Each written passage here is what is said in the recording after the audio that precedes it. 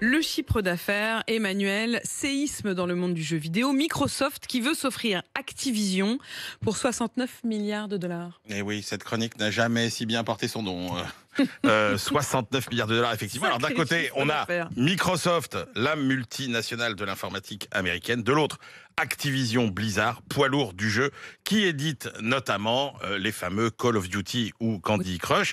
Et donc, si la transaction est confirmée, eh bien, il s'agira de la plus grosse acquisition du secteur, très loin devant le rachat de Zynga par Take-Two pour presque 13 milliards de dollars annoncés la semaine dernière. Ce serait aussi évidemment le plus important rachat jamais réalisé par Microsoft, bien plus important que celui de LinkedIn en 2016. À l'époque, il avait fallu débourser 26 milliards de dollars. 69 milliards de dollars, c'est un montant exorbitant. Alors, c'est tellement exorbitant que, pour vous donner un ordre d'idée, vous savez que Disney, par exemple, a racheté les fameuses franchises Star Wars, Marvel.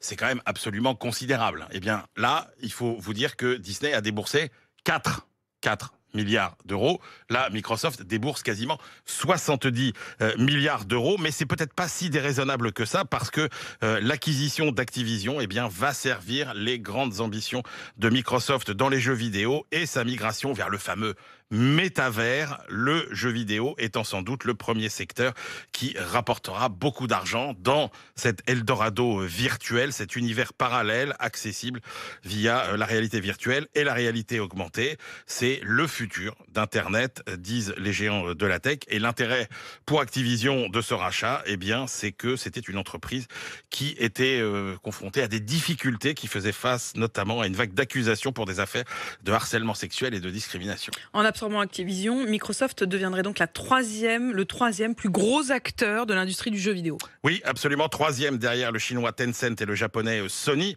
qui fabriquent la PlayStation. Songez que Microsoft a annoncé mardi que son service d'abonnement mensuel Xbox Game Pass permettrait d'accéder désormais à une bibliothèque de titres sans commune mesure, sans équivalent, cette espèce de Netflix du jeu vidéo absolument gigantesque, qui a maintenant 25 millions d'utilisateurs. L'objectif de Microsoft, il est simple, c'est de partir à la conquête des 3 milliards de joueurs vidéo dans le monde, 3 milliards dont on nous dit d'ailleurs qu'ils seront bientôt 4 milliards et demi. Et que ça